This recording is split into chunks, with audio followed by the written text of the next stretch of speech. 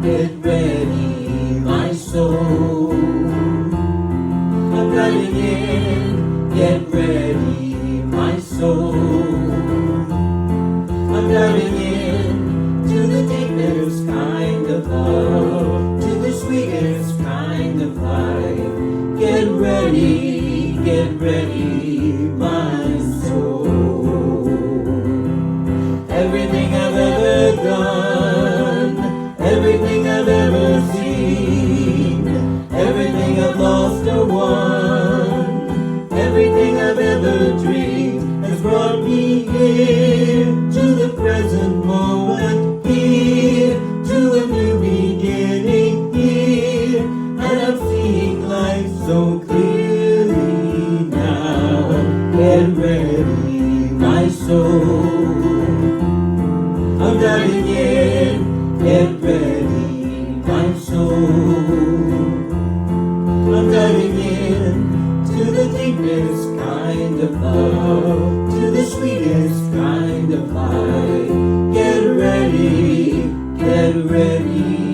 my soul.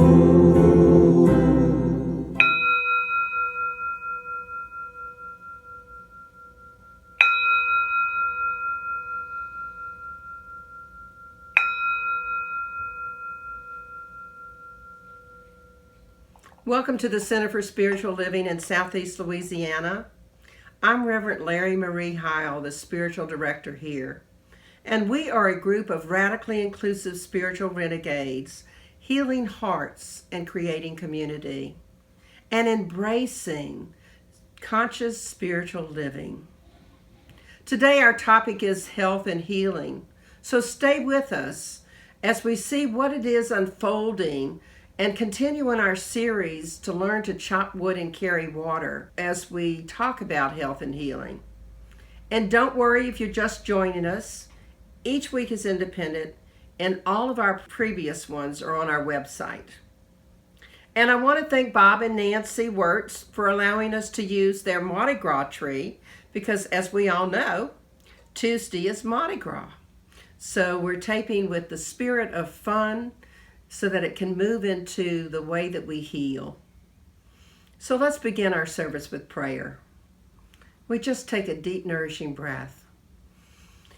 And I just invite you to let go of anything that has gotten you up into this point in time, to really forget about the past and let go of the future and just be in this moment right here and right now. And settle into that place where you know the divine, where you feel the love and the joy and the peace and the calm and the freedom of life and of living fully. And what I know to be the truth is that we are each having within us all that God is. As expressions of the divine, we carry with us all of that joy and all of that love and all of that wisdom and any other divine quality that you're seeking. It's right within you. So what I know to be the truth today is that we are each here by divine appointment. That there is something in this message on health and healing that you are here to hear. It might be in the reading, it might be in a quote, it might be in one of the songs. But there is some way that the divine is speaking to you today about health and healing. So I am grateful. I'm grateful that you have decided to spend some time with us, that you've decided to listen to this message and to join us in this community, if be it only for today. And it's from all that gratitude that I release these words into the law of mind, spirit, and action, knowing the truth that God has already called it good, that the yes has already been said, so I can just say amen, and we can affirm it together. And so it is. And I invite you to sing along with our opening song, which really is a summary of how we actually become healthy and heal our hurts. It's called, I Love Myself the Way I Am.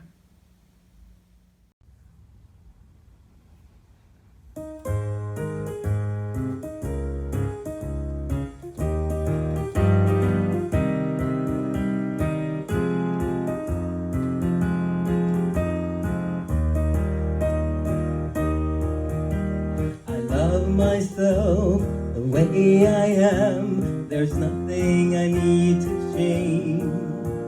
I'll always be the perfect me, there's nothing to rearrange. I'm beautiful and capable of being the best me I can, and I love myself just the way I am.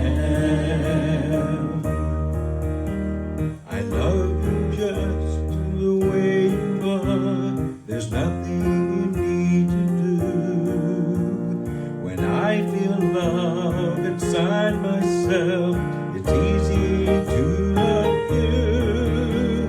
Behind your fears, your rage and tears, I see your shining star, and I love you just the way you are.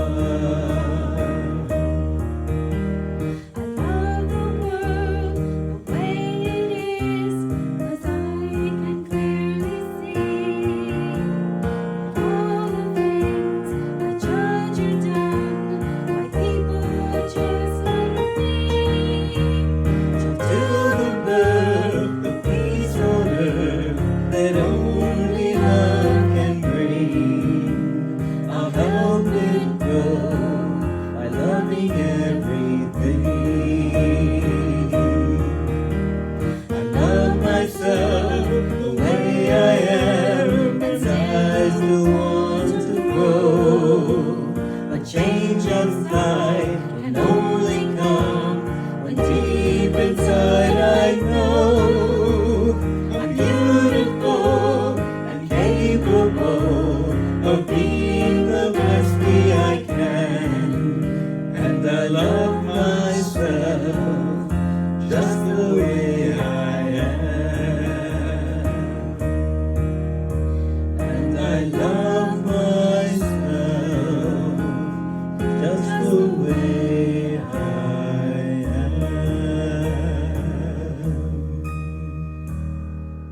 because I've recorded this service prior to the events now occurring in Russia and the Ukraine, I wanted to pause before we continue to remind us of those words we just sang from a song that was picked weeks ago, by the way, reminding us that things are truly in divine order. Remember, we are not separate from anything that is happening in the world. If we believe in the unity of life, in the oneness of life, then we know that by loving, we bring more love. I invite you to say the words about loving the world with me and embrace them as we sing love, as we send love to help peace grow on this planet. I love the world the way it is, because I can clearly see that all the things I judge are done by people just like me. So till the birth of peace on earth that only love can bring, I'll help it grow by loving everything. It may seem unreasonable for me to ask you to join with me in loving everything and everyone. Any other approach is judgment. I invite you to join me in helping love grow by allowing forgiveness to set the world free. I've been dwelling on a phrase from the Course in Miracles the past couple days that helps me to put the world events in perspective.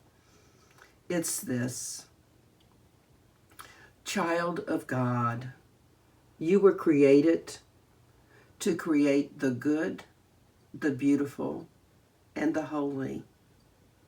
Do not forget this.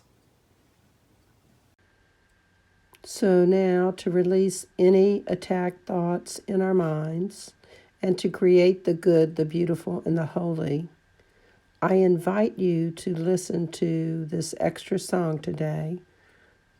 There is only love.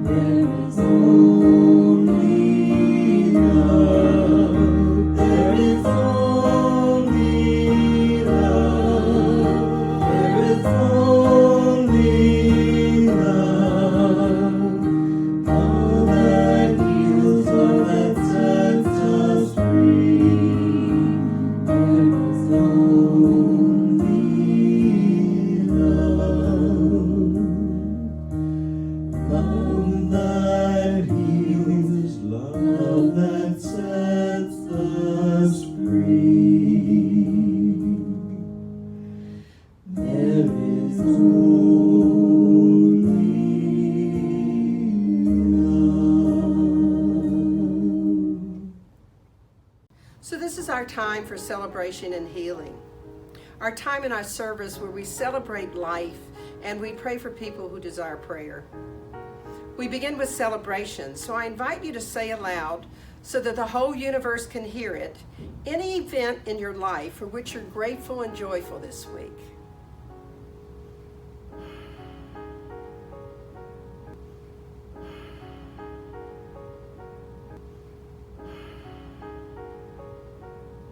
And now we turn to the healing portion of our service. We're a community steeped in healing. So we pause now to pray for anyone who's not feeling the joy of life that we perhaps were just feeling. They're not feeling maybe that they have things to celebrate. And I truly love this part of our service because it's so in alignment with who we are. So let's pray. God is all there is. God is that love and that peace and ease and grace and freedom and so much more. And as an individual expression of the divine, each of us have within us all of these qualities of spirit. They're available to us right here and right now. And what I know to be the truth is that there are people on this planet right now that aren't embracing those qualities. So we stop for a moment and we create a circle of love. And in this community, we place in that circle of love anyone that we recognize within ourselves or for someone else that might need prayer. So I'm going to pause and I just invite you to say aloud the names of all of those people that you want to include in our circle of love.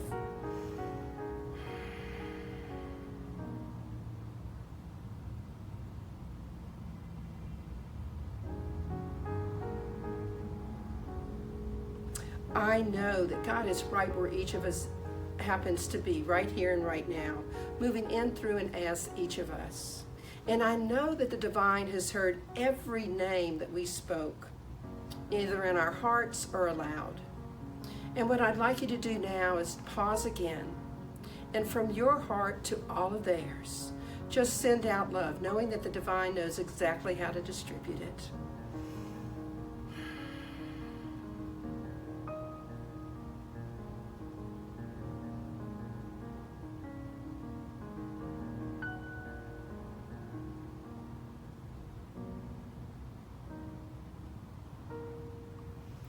And what I know to be the truth is that anything that needs to be released within each of these people is being released now, be it disease of the mind, of the body, of the soul. I know that anything that's seeking to come forth and be lifted up can be lifted up. And that this release and this lifting up is healing whatever's called to be healed. I know that each of these people is feeling more deeply their connection with the divine right now.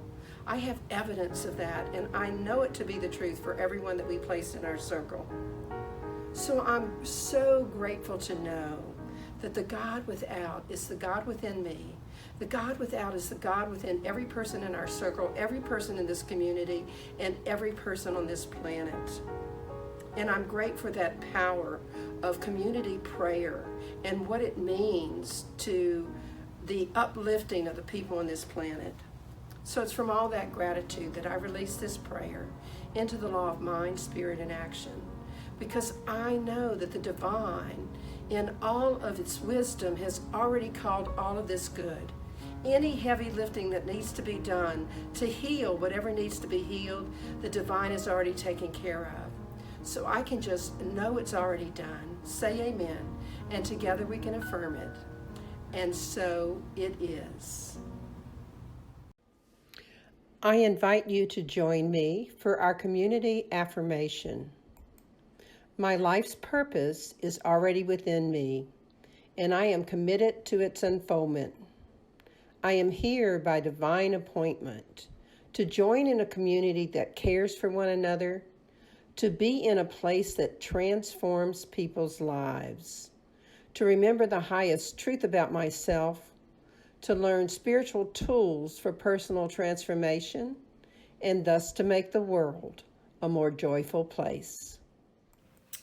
This is our meditation time, and it's a great song because it's all about how we settle in. It's called Spirit's Prayer.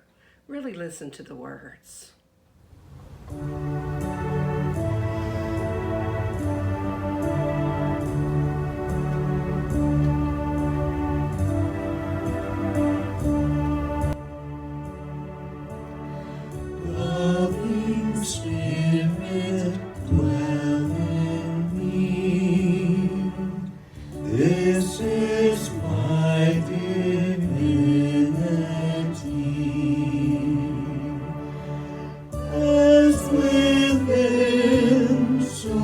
without. All I need is here and now. Where's there let me go? May I have no fear. All the power, all the glory, I surrender, let it be. Loving Spirit, dwell in me, now and evermore.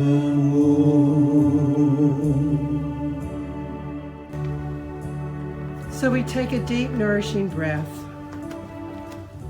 We relax as we move from our head into our heart and find that place where we can just relax in the arms of the divine. Becoming aware of our breathing, awakening to the closeness of the divine, to that loving spirit that dwells in each of us. Open yourself up to living fully, surrendering and letting go to all the power and all the glory that lives right within you. Letting go of anything that's weighing you down. Lifting yourself into that close vibration with the divine. Consciously living your life. Ralph Waldo Emerson wrote, "What lies behind us and what lies before us are tiny matters compared to what lies within us." That speaks volumes about who we are and how we show up on this planet. What lies within you that is waiting to be awakened? What lies within you that is yet to be spoken? What lies within you that is to be brought forth so you can let your full light shine and not hide at all any of the glory that you are? What lies within you that is seeking to lie without? What part of your loving spirit dwells within that is seeking to be expanded? In the silence today, as Bill continues to play, I invite you to take time to listen to what your heart is saying, to notice what within you is asking to be awakened so that you might fully embrace your entire divine inheritance.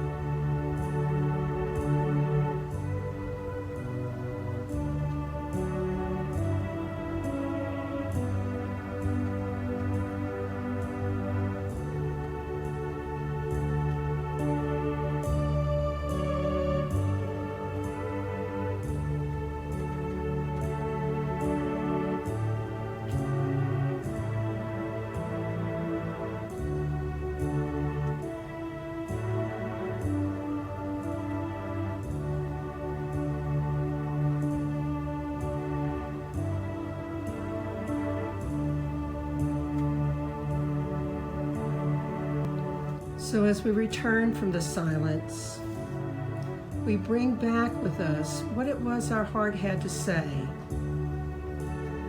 Notice what is waiting to be awakened, to be spoken, to be brought forth so that your light shines fully in this world.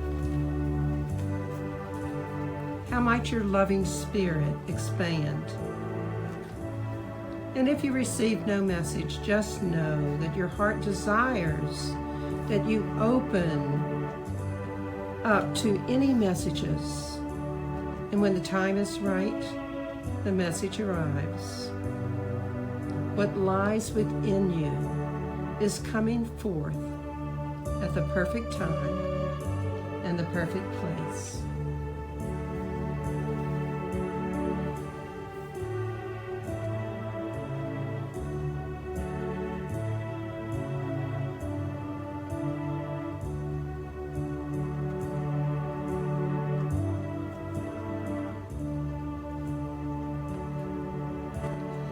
Loving Spirit, dwell in me.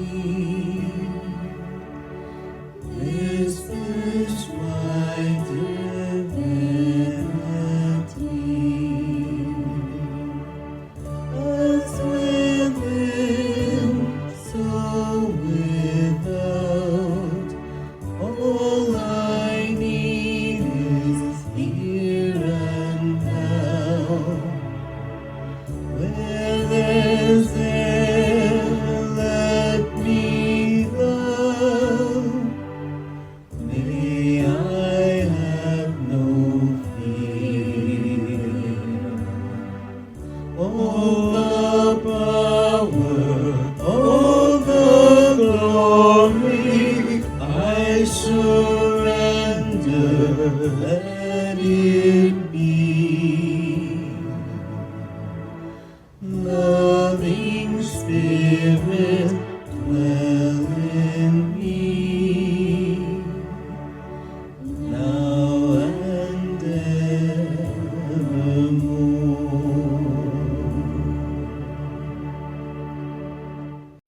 Hi, I'm Michael Atkins, and I'm reading from Chalk Wood, Carry Water by Rick Fields. In Chapter 10, Healing, the greatest force in the human body is the natural drive of the body to heal itself. But that force is not independent of the belief system, which can translate expectations into physiological change. Nothing is more wondrous about the 15 billion neurons in the human brain than their ability to convert thoughts, hopes, ideas, and attitudes into chemical substances. Everything begins, therefore, with belief. What we believe is the most powerful option of all. Norman Cousins. In Getting Well Again, Carl and Stephanie Simonson tell the story of two men who responded in very different ways to the same life-threatening illness. One man stopped working practically the day he received his diagnosis. He'd gone home to sit in front of the television set all day. He could not even bring himself to go fishing, which was something he liked to do. He died in a short period of time. The other man took a quite different attitude. He had had the disease for over a year, but not missed work other than a few hours each time he had a treatment. Early in the development of his disease, he had gotten into touch with a lot of things that were causing life to lose meaning for him. He started to spend more time with his family, taking them on business trips with him. I remember him saying one day, I had forgotten I didn't look at the trees. I hadn't been looking at the trees and the grass and the flowers for a long time now, and now I do that. It was interesting to watch him. Every week he improved, getting stronger and healthier. In our culture, illness is often viewed as a calamity, which strikes from outside of us. If it's serious, terminal, life is over. If it's not serious, it's an inconvenience that we must endure with the help of palliative medications. But from another perspective, illness can also be seen as a teacher, alerting us to the disharmonies in our lives that are demanding that we pay attention to finding a new sense of balance. In some cases, the crisis of illness serves as a gateway to spirituality. Faced with our own mortality, we are propelled to take stock in our own lives and look at it for a new sense of meaning and happiness. Sometimes, as in the case of the second man in the story, this awakening seems to enhance the healing process, leading to physical healing. We are not troubled by things, but by the opinions which we have of things. I love that we chose this song for right before the talk because it summarizes really what the talk is all about. And it's called Our Thoughts Are Prayers. Our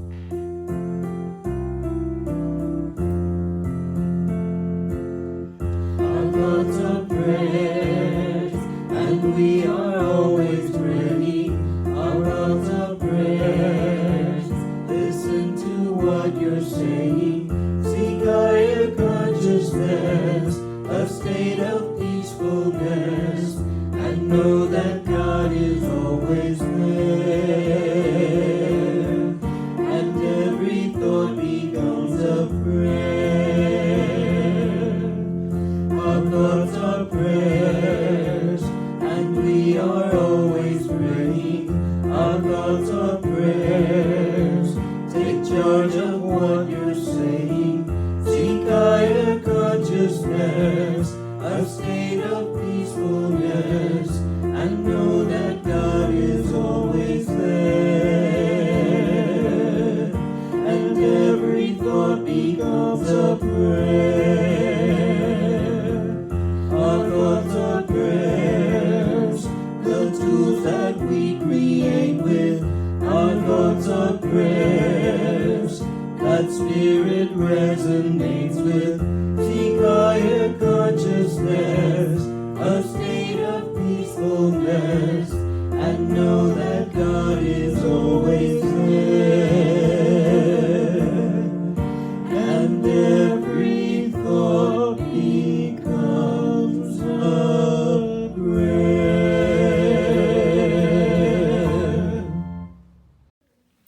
I want to thank the CSL music team and Gary Lynn Floyd for our fabulous music today.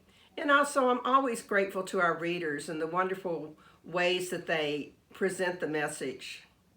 We're on week 8 of our 12-week series on Chop Wood, Carry Water, which is a book by Rick Fields. It's hard to believe that 8 weeks have already gone by.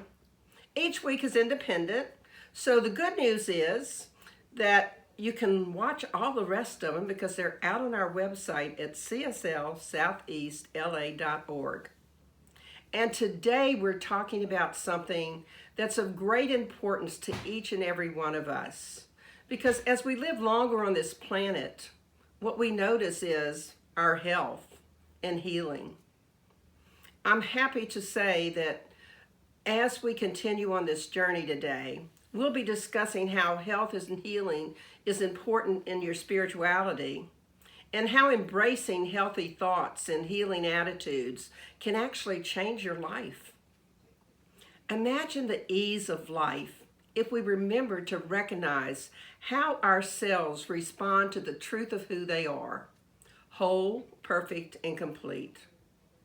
And if we truly embrace these words of Marcus Aurelius, the soul becomes dyed with the color of your thoughts. I'll tell you what that means a little bit more in just a minute, but first, the question of the week.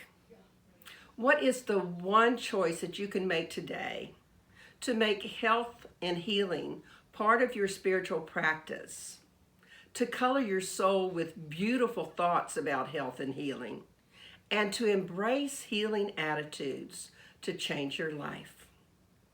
One more time. What is the one choice you can make today to make health and healing part of your spiritual practice, to color your soul with beautiful thoughts about health and healing, and to embrace healing attitudes to change your life? I suspect that most of you are familiar with the Bible story about David and Goliath. It's a story of contrast. Goliath was an experienced warrior. David, a shepherd. Goliath was huge. David was small. The giant wore armor. David didn't have any. The warrior carried a sword, a spear, and a shield. The shepherd carried a staff, a sling, and 5 smooth stones. Goliath scoffed at God. David trusted God. Even though everyone else was afraid to challenge Goliath, David was not. And when the battle ended, David had triumphed, having pulled his sling back with a stone attached to it, letting it rip right into Goliath's forehead. I discovered this phrase a few weeks ago, which got me thinking about this story. And I'm sorry I forgot to get the reference, but it seems so appropriate for our message today on health and healing. Here's what it was. If God put Goliath in front of you, then he must know there is a David inside of you. When we trust in that higher power, we can overcome our giants. David knew that size didn't matter. It was heart and courage and commitment that mattered. And you can apply the same principle and that same level of thinking in your life and to any health challenges that you're facing or anything in your life that truly needs to be healed. How? Think bigger than the challenge.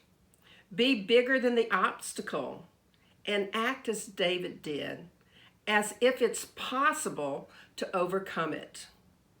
You heard in the reading today a story about 2 men, each diagnosed with the same illness and how they treated it. It was the man who shifted his life to do the things that he knew were important that healed, while the other one gave up on living and died quickly. I invite each of us to make health and healing part of a spiritual practice. We can remember to be bigger than our fears, bigger than any health problem, and bigger than anything we need to heal. W. Clinton Stone wrote this: "Thinking will not overcome fear, but action will." You might be thinking, sure, take action. I don't even know where to begin with whatever fear or health problem you might be having that's restricting your life. That's precisely why it's a spiritual practice. Ask the divine for the answer. Take some quiet time and use a question similar to this one. What is the one step I might take today to overcome whatever it is that's restricting my life and having me not living fully? In life, we come across challenges. Some are small, some are even teeny, and some seem enormous. But the size of the problem, the size of the challenge or the obstacle is irrelevant, because size doesn't determine what's possible for you.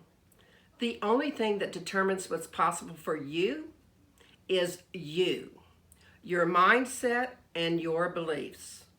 And that's precisely why Marcus Aurelius' statement is so apropos.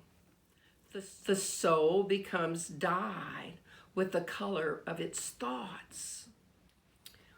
It's your thoughts that control how you are and how you see things and what you believe is possible in your life. Like David, do you trust in the wisdom of the divine? If so, learn to think bigger than the challenge, to be bigger than the obstacle, and act as if it's impossible for you to fail. Yes, I said impossible for you to fail. Have self-confidence, conviction, believe in yourself more than you believe that the challenge is too big to handle. So let's get back to that quote again. The soul becomes dyed with the color of its thoughts. I want to color my soul with beautiful colors, and that requires that I become aware of my thoughts. How do I do that? I stop making excuses about health issues or about those things that need healing. David didn't complain that he didn't have any armor, that he was small and Goliath was a giant. What if we just could begin to use what we already have in our toolkit that's very powerful. Our spiritual practices like prayer, meditation, affirmations. I invite you to become aware of the thoughts about your health and your healing issues, and believe that it is possible to be healthy and to heal anything that needs to be healed. If you don't have a strong belief that what you're pursuing is possible, you typically fail before you even really get started. Remember when you were young and possibly wanted something but were too afraid to ask for it? Or perhaps you really liked somebody and you were too shy to tell them. Think about your belief at that time. You didn't believe that you could accomplish or get what you wanted, so you basically allowed your fear to be stronger than your faith. You gave up without trying, much like many of David's peers who were too afraid to challenge Goliath. You have to believe you can be healthy and that your natural state of being is health, and that any hurt that you're hanging on to, any grief, any loss that seems overwhelming is able to be healed. You have to believe that the things in your life that need healing, whether they be physical ailments or ones that are resentments, relationships gone awry, those things that maybe could be forgiven that are still part of your thoughts, all of that can be healed. And the amazing thing, in my view, is that when you believe it's possible, your thoughts start dyeing your soul with beauty and health rather than fear or resentment. Nikos Kazantovsky said this: in order to succeed, we must first believe we can. And what's the first step? Stop underestimating yourself. Right. Believe you are capable. It's actually dangerous to underestimate yourself. When you underestimate your own capabilities, you end up achieving less. Judging how Goliath looked and appeared compared to David, you would have thought that Goliath was the superior one. Yet the outcome of the battle turned out to be a lot different than the Israelites expected. Why? Because David didn't underestimate his abilities or himself. He had that self-confidence and lots of it. He was smart enough to know that he was more than capable of succeeding. I had a ministerial dean one time that was telling me that the divine knew I was much more capable of doing big things than I believed I was. And I had to trust in the divine and give myself a chance to do those great things. It wasn't easy to do that. I hung on to my small thinking for quite a while. I want you to know that allowing your thoughts to dye your soul the color of fear is not good. Sometimes we have to just take the leap, and as the saying goes, grow our wings on the way down. Sometimes we just need to paint the picture of success in our minds. You are capable of much more than you actually believe you are. Now that I know I've convinced you to think big and know that you're capable of great things, I want to talk a little bit about Field's chapter on tuning the body. If you haven't read it, I do invite you to do so and to read about the chakras and the Alexander method designed to explore the connection between the body and the mind. I love part of what Field wrote.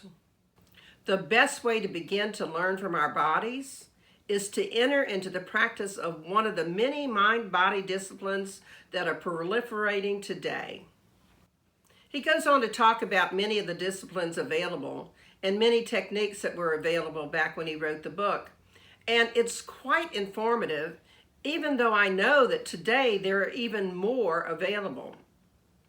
In ministerial school, I was fortunate to have an amazing professor who was one of the founders of a mind-body organization.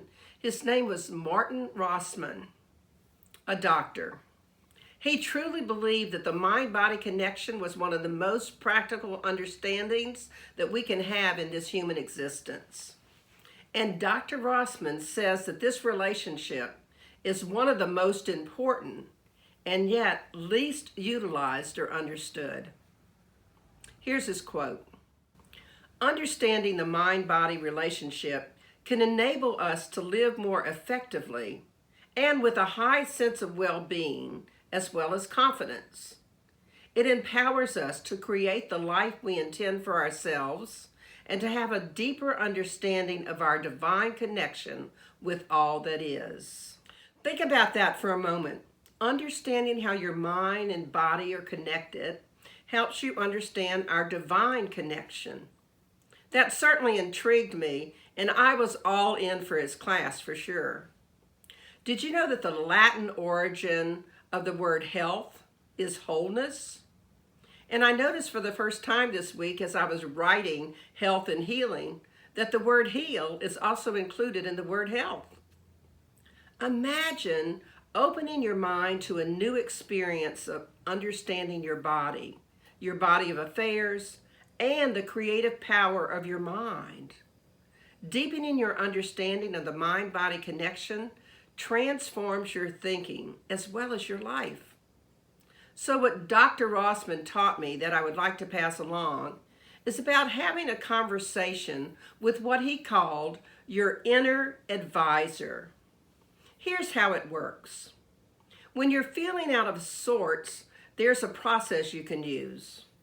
Perhaps you already know what part of your body is speaking to you, and if not, you can use this scan process. You scan your body starting at the tip of your head, allowing light to go through it, and when the light gets trapped, you notice the part of your body that's resisting. In either case, whether you already knew or you found it through the scanning process, you ask that part of your body what it wants you to know. And when you ask your body to tell you what it wants you to know, you have to be still and listen. You're speaking to your inner advisor, and you want to listen for the wisdom that it has to offer. Then once you hear, ask it again. Is there anything else I might need to know? And listen some more. And you keep doing that until you're certain that you're done. And at that point, you thank that part of your body for the information. The first time I did this, my shoulders were constantly hurting. So when I asked it what it needed to know, the message came through loud and clear. Quit trying to carry other people's burdens. Well, I realized that in my counseling, when people were coming to me for help, I did add their own burdens to my own, and I was carrying their issues with me. And guess what? When I became more aware of that, my constant shoulder pain subsided. Another time when seemingly out of the blue, I had laryngitis, I used the process again, and the message came through that I was holding back from speaking my truth. I knew exactly what I hadn't been saying, and yeah, that one should have been a little bit obvious, and yet I wasn't paying attention until I asked that inner advisor. I've used this process many times over the years, speaking to my inner advisor, connecting my mind and body, and it certainly helped me to become more aware of how my thoughts impact my physical well-being, and how my body is very wise and can help me know what it is I need to know. Yes, the mind-body connection. We do have an inner advisor. We just have to tune into it. And as you explore that creativity of the body and promoting wellness, I suggest that you keep a journal to record some thoughts in your physical manifestations. It actually might be amazing to read back over it over time. In the science of mind, we learned that the supply of every good awaits our demand, a truth that demonstrates daily in our lives. Here's what Holmes had to say. Nature is perfect, and when let alone, will flow through man in a perfect state of health. Each has the power to demand his share of the gift God has provided of health, wealth, and power. Each is supplied as he believes. Think it's time to start believing that we can receive those gifts? Each is supplied as he believes. Sri Aurobindo, a modern Indian sage and philosopher, said this: "In the past, the body has been regarded by spiritual seekers as an obstacle. It's something to be overcome and discarded, rather than as an instrument of spiritual perfection in a field of spiritual change. It has been condemned as a grossness of matter, as an insuperable impediment, and the limitation to the body as something unchangeable, making transformation impossible." If we regard our body as an obstacle, how can we expect the universe to give us what we need to feel whole, perfect, and complete? Our opening song invited you to love yourself the way you are. Now, it's not that we are not wanting to be better in some ways, but it is about accepting how things are and seeing your body as an instrument of spiritual perfection in a field of spiritual change, perfect right here and right now. And if you believe your thoughts are prayers, as I truly do, and as our message song indicated, then let us remember to have those thoughts of loving who we are right here, right now, while knowing that anything that needs to be healed is being healed, and that anything that is desiring to be lifted up can be lifted up. As Saraha says, "Here in this body are the sacred rivers. Here are the sun and moon, as well as all the pilgrimage places. I have not encountered another temple as blissful as my own body." Do you consider your body a blissful temple? Okay, I have to admit that most of the time I don't think of mine that way. Perhaps because it's aging, or perhaps because my state of mind around slowing down and not being as quick as I used to be is blocking that thought. But in any event, blissful is not necessarily the adjective I would use. What does that say about my own faith, about my belief in the healing power of my thought? I guess it says I have some work to do. Paul Winter, who was a sax player, specialized in earth music and ecology, and he talked of a way to reconnect our minds and bodies. I invite you to pay attention to what he had to say about reconnecting, because he talked about this reversing our downward spiral, that spiral in which we gobble input. The main computer starts worrying and takes over the ship. Feelings and instinct disengage. We stop breathing. The body gets tense. Circulation slows. And what's left is the rigid robot thinking its way through life, punched into survival mode. To break out of this and reverse the spiral, I see the process as this. You do something physical that gets the breathing going. Then the nervous system relaxes, circulation increases, the mind eases its grip, as it always does when the heart revives, and you get your life back. And spirit is there by definition. We are spirit when we are alive. I love that Paul Winter, a sax player, wrote that. His words truly resonate with me.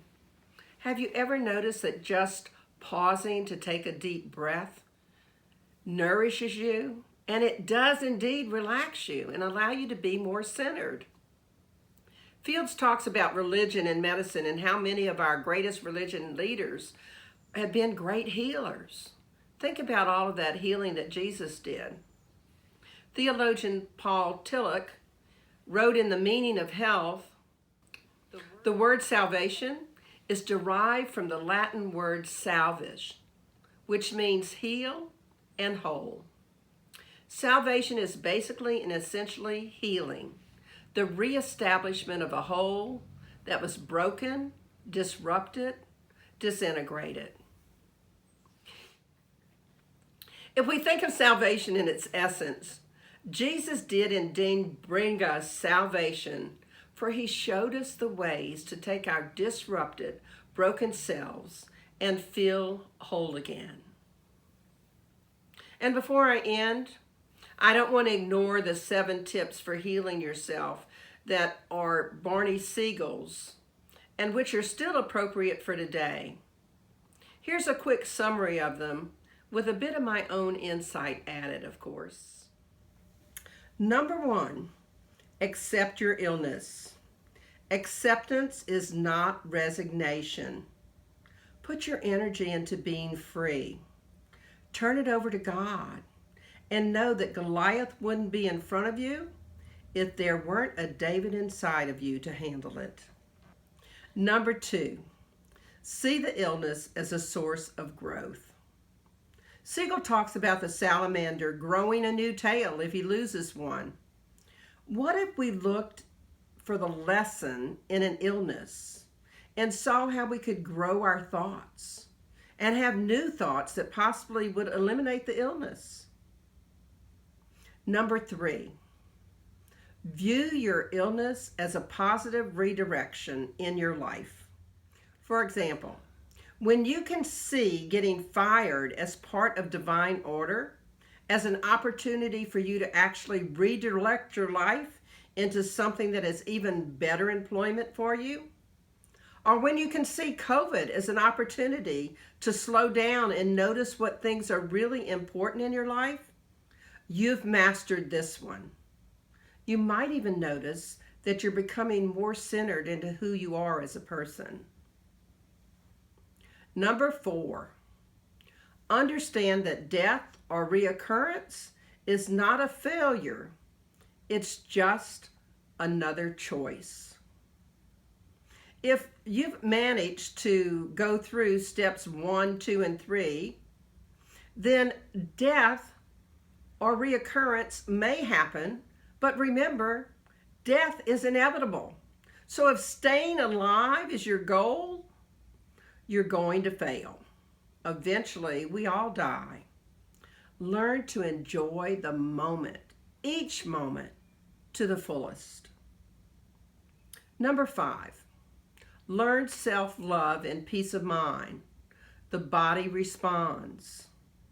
Siegel says to use those live messages like, I love myself the way I am, suggesting that your immune system knows that you enjoy living and have something to offer the world. Positive I messages actually help your immune system because they tell your body, let's fight. Number 6, don't make physical change your sole goal. When you learn to love and make peace of mind and acceptance and forgiveness and compassion your goal, your body does respond. And you might even notice that the illnesses go away. Number 7, achieve immortality through love. This is actually my favorite one because truly, all there is love. As Siegel suggested, the only way you can truly live forever is to love someone and leave that love behind.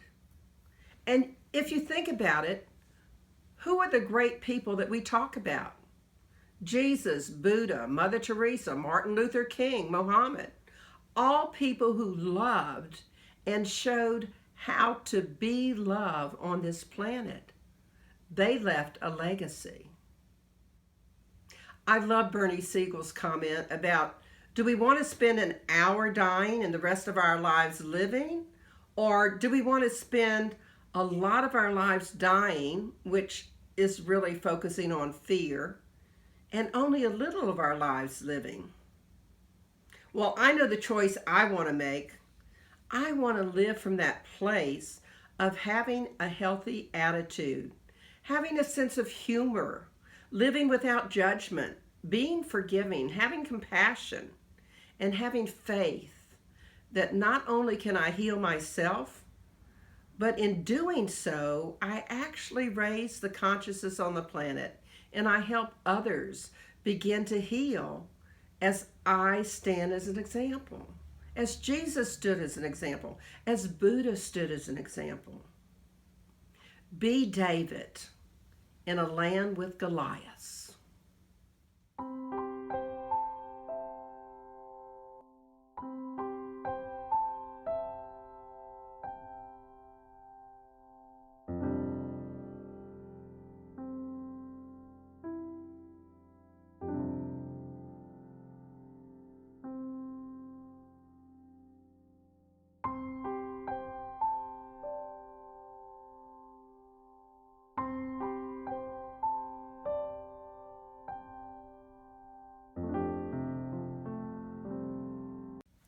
So, in summary, decide to live every moment of your life fully.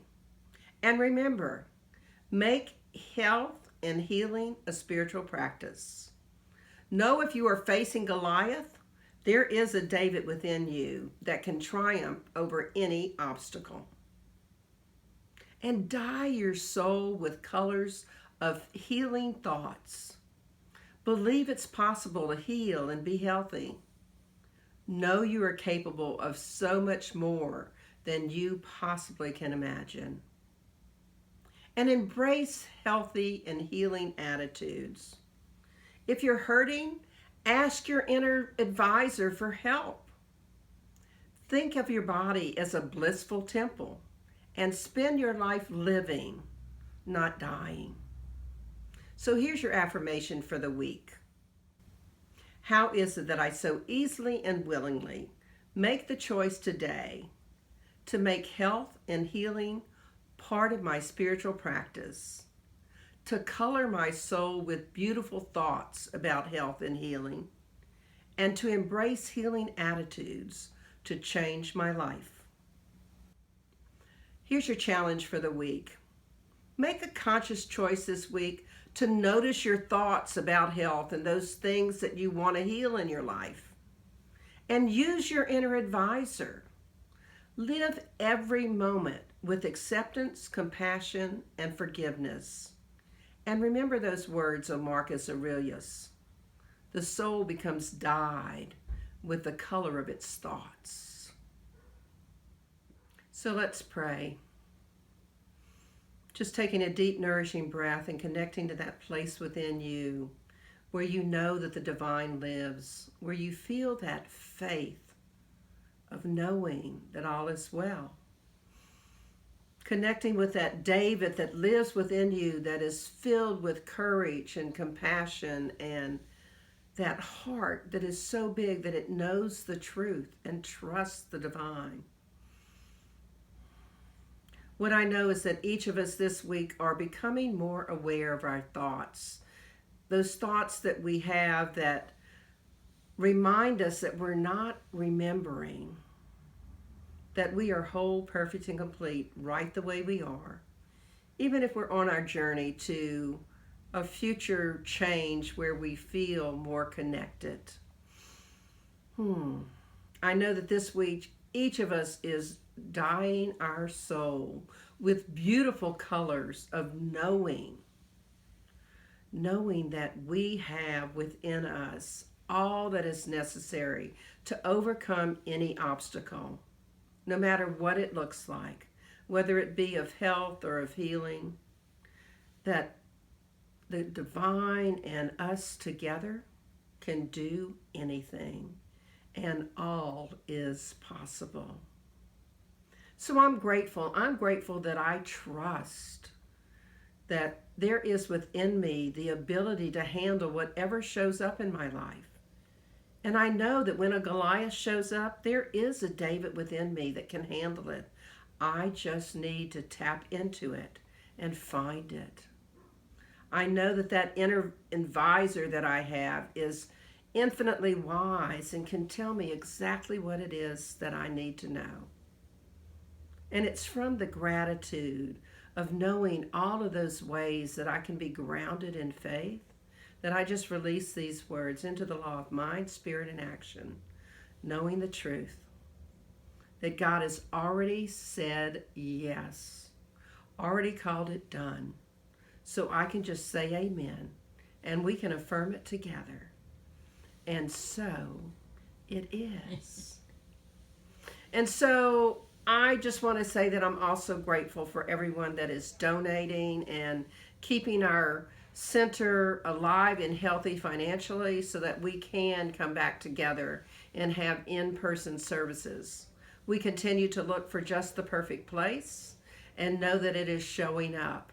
Our Goliath of finding the perfect place is being handled with the David in our community that is locating exactly what we need.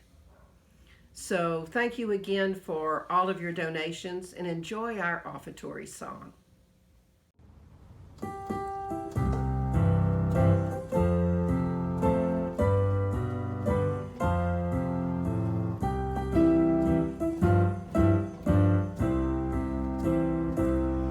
From the love of your spirit within me, I bless this gift. I send it forth to heal, bless, and prosper. It does good work in the world and returns to me, multiplied abundantly. From the love of your spirit within me, I bless this gift. I send it forth to heal, bless, and prosper. It does good work in the world and returns to me, multiplied abundantly.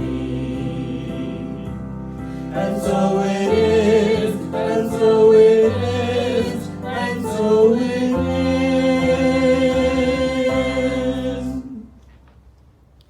You can find all of the information for donating at our website at cslsoutheastla.org.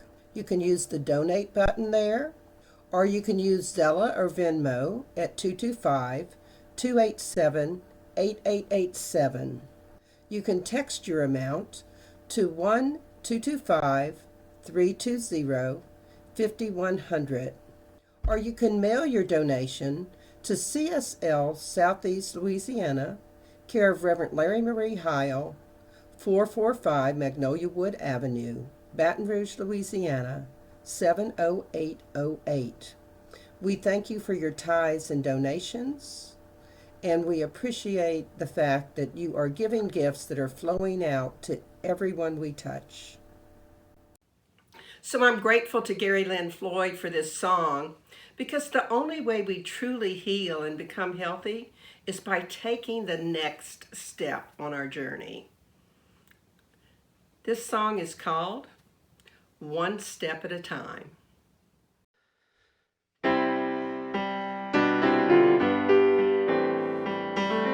Love you, Baton Rouge. I'll see you soon. Gonna climb this mountain. I won't stop till I get to the top. One step at a time. No doubt about it. I won't stop till I get to the top. One step at a time. Sing that with me if you can catch on to it. Gonna climb this mountain. I won't stop till I get to the top. One step at a time. No doubt about it. Here we go. No doubt about it. I won't stop till I get to the top. One step at a time. Leave behind what's weighing me down. Wash away what's holding me back. My heart is falling.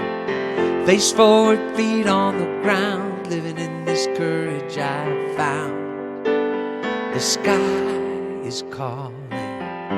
Gonna climb this mountain. I won't stop till I get to the top. one step at a time. No doubt about it, I won't stop till I get to the top, one step at a time. Leave behind what's weighing me down, wash away what's holding me back. My heart is falling, face forward, feet on the ground, living in this courage I've found. The sky is calling, gonna climb this mountain, I won't stop till I get to the top, one step at a time. No doubt about it, no doubt about it, I won't stop till I get to the top, one step at a time. One step at a time, one step at a time, one step at a time, one step at a time. Yeah.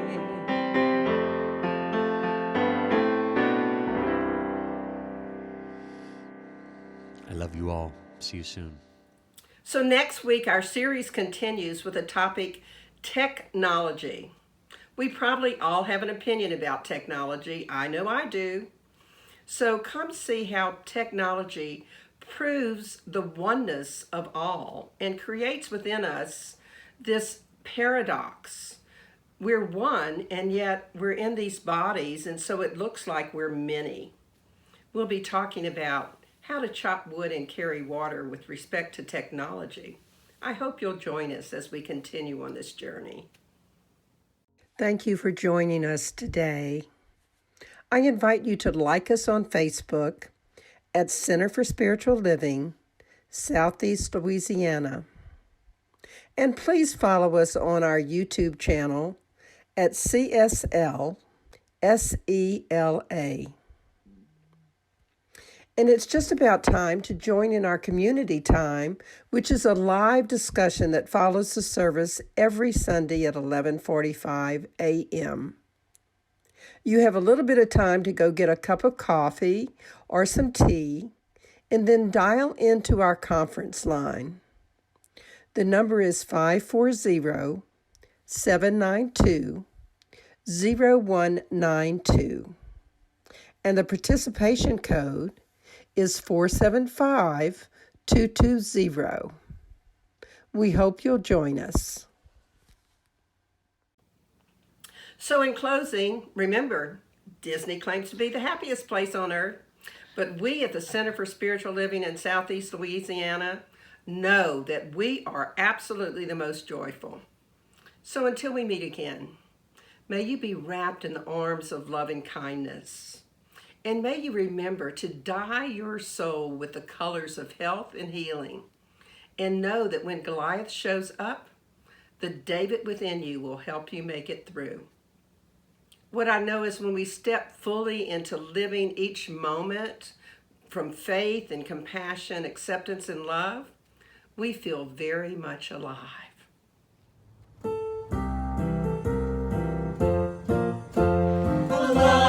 Alive, alive forevermore. My spirit is alive, alive forevermore. Alive, alive, alive forevermore. My spirit is alive. Sing hallelujah, sing hallelujah. My spirit is alive forevermore. Sing hallelujah, sing hallelujah. My spirit is alive, alive, alive, alive forevermore. My spirit is alive, alive forevermore. Alive, alive, alive forevermore. My spirit is alive. Sing hallelujah, sing hallelujah. My spirit is alive forevermore.